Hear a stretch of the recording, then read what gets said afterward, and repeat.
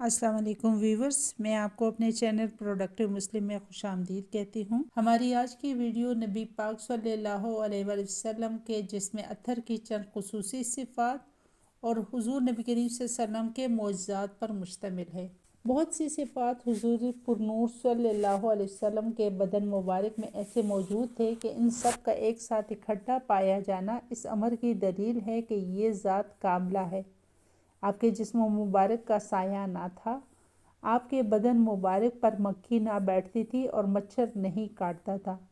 آپ کے کپڑوں میں جو نہیں پڑتی تھی، سوتے وقت آپ کا دل بیدار ہوتا تھا اور سونے کی حالت میں وہی ادارک باقی رہتا کہ جو بیداری کی حالت میں تھا۔ آپ کو کبھی احتلام نہیں ہوا، آپ کا پیشاب یا پاخانہ جب زمین پر گرتا تو زمین اس کو نگل جاتی اور کسی نے زمین پر آپ کا پیشاب اور پاخانہ نہیں دیکھا اور اس جگہ سے مشک کی بو آتی تھی۔ آپ کو کبھی جمائی نہیں آئی اور نہ آپ نے کبھی قہقہ لگایا۔ آپ کسی مجمع میں ہوتے تو اگرچہ اس مجمع میں کتنے ہی قداور موجود ہوں مگر آپ سب سے زیادہ بلند نظر آتے۔ رسول کریم صلی اللہ علیہ وسلم کے معجزات قرآن مجید، گونگے کا بولنا، شق القمر، معراج، پتھروں سے سلام کی آواز، مشکیزے سے پانی کا بہنا، کھانوں سے تسبیح کی آواز، غلبہ روم کی پیشن گوئی، درختوں اور پہاڑوں سے سلام کی آواز، جنوں کا اسلام لانا، اندھے کا اچھا ہونا، ایک پیالہ دودھ سے پوری جماعت سیر ہونا، آپ کے لعاب دہن سے صدیق اکبر کی ایڑی کا ٹھیک ہونا، بے دودھ کی بکری کا دودھ دینا،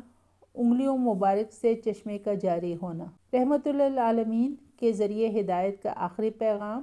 حضرت عیسیٰ علیہ السلام کا یہ فرمانا کہ میں صرف بنی اسرائیل کی گمشدہ بھیڑوں کی تلاش میں آیا ہوں، یہی ظاہر کرتا ہے کہ ہر نبی کا پیغام اپنی علاقائی سرحدوں تک محدود تھی،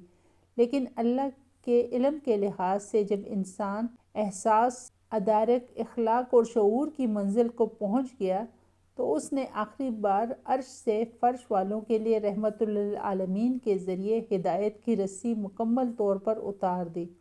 اور خبردار کر دیا کہ اس کے بعد کوئی اور رسی نہیں آئے گی اور نہ کوئی دوسرا رسی لانے والا ہے۔ نبوت ختم شد،